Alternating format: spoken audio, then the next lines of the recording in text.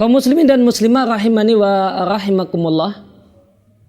Terdapat satu hadis yang sahih diriwayatkan oleh Al-Bukhari di Al-Adab Al-Mufrad. Beliau Nabi SAW bersabda, "Idza yabitu ahadukum wa fi yadihi ghamarun fa asabahu syai'un fala yalumanna illa nafsahu."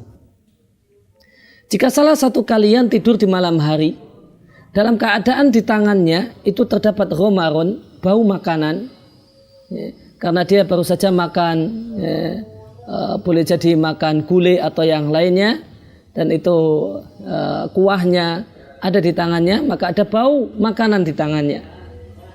Dan dia tidur dalam keadaan tangannya masih berbau makanan, belum dia bersihkan secara total.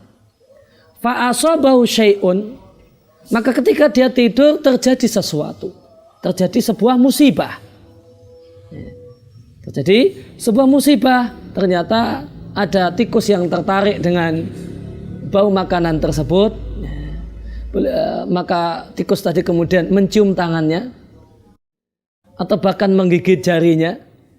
Kemudian tikus ini kemudian kok lihat juga di bibirnya, juga di mulutnya itu ada bau makanan yang enak menurut si tikus.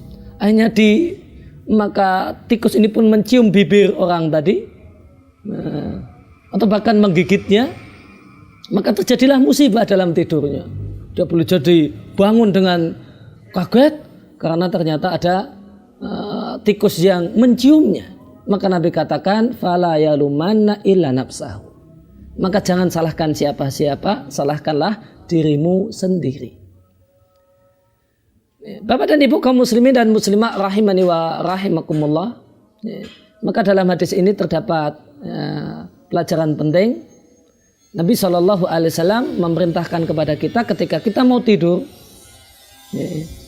dan untuk membersihkan tangan dari bau mulut dari bau makanan yang ada di tangan kita.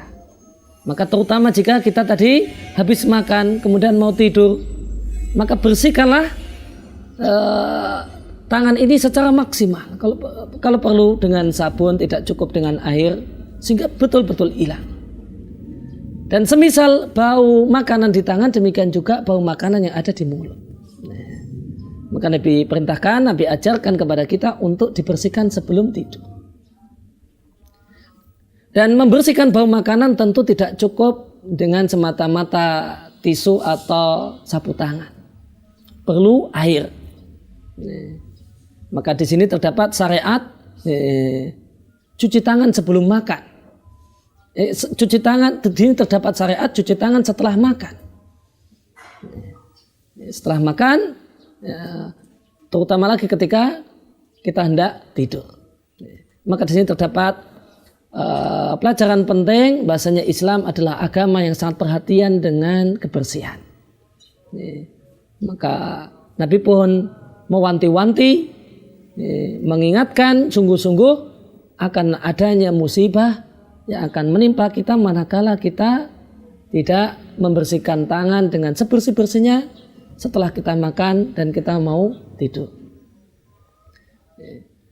Kemudian Nabi SAW menyampaikan seandainya petunjuk beliau ini dilanggar, maka tentu jika petunjuk beliau ini dilanggar, maka Nabi sampaikan kepada orang yang mendapatkan musibah tadi, dia tidak punya hak untuk menyalahkan siapapun, mengkambing hitamkan siapapun. Yang paling pantas untuk dia salahkan adalah dirinya sendiri, karena musibah ini terjadi karena keteledorannya. Maka musibah itu boleh jadi terjadi murni musibah dan boleh jadi musibah itu karena keteledoran. Maka berdasarkan hadis ini, jika musibah itu terjadi karena keteledoran, karena kurang perhatian untuk melakukan tindakan-tindakan pengamanan, maka terjadilah musibah gara-gara hal tersebut. Maka orang yang teledor itulah orang yang paling patut untuk disalahkan. Dan dia tidak boleh menyalahkan si A dan si B, namun hendaklah dia menyalahkan dirinya sendiri.